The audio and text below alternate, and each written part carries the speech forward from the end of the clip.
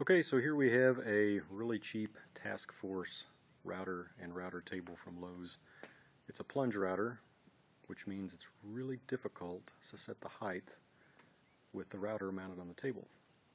So we've assembled an above the table router height adjustment. We have first removed the old router height adjustment stop.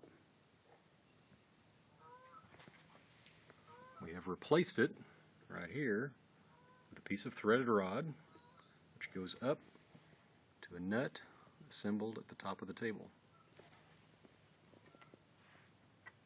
We used a drive-in T-nut with a little bit of grinding to attach the threaded rod in place of the depth stop. So now you can see we've drilled a hole in the top of the table to access the nut. And we're going to take our handy dandy drill and we're going to raise the router bit.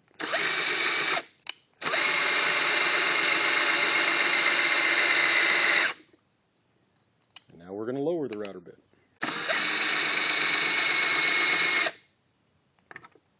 And there you have it. About $3 worth of parts and an above the table router bit height adjustment.